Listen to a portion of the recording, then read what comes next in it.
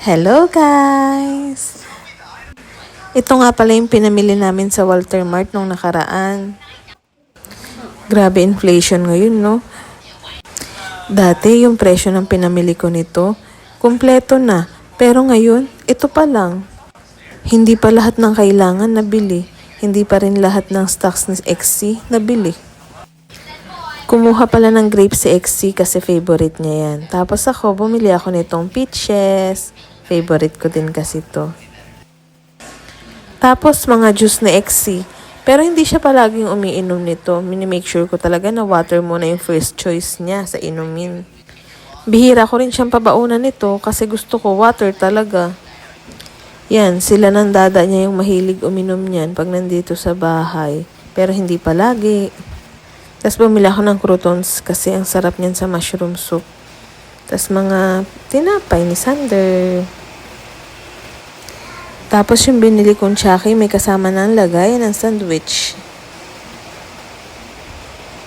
Bumili din pala ako ng fan chow. Ang sarap niya sa pag nag-fried rice ka. May seafood flavor din akong binili kasama niyan. Napahiwalay lang to. Tapos mga cereal ni XC. Actually, kaagaw niya ako dyan sa Milo na cereals. Ang lakas ng ulan guys, no? Yung Hello Panda, akin yun. Ay nako, nakatakas naman ang kuha ang mommy.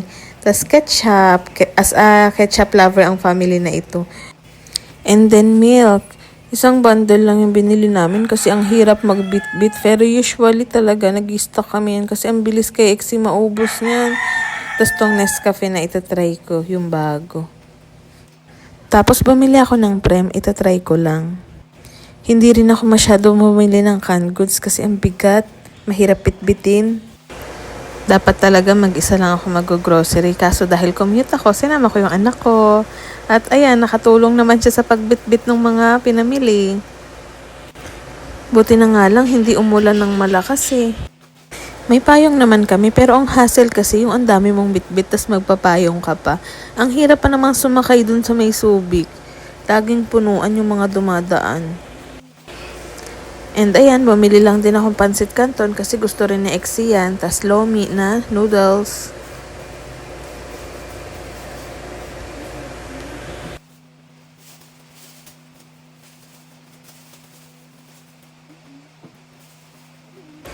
Hindi pa talaga nabili lahat ng kailangan ko.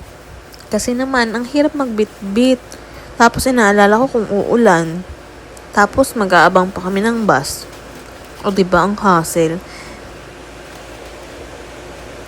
Pero okay lang.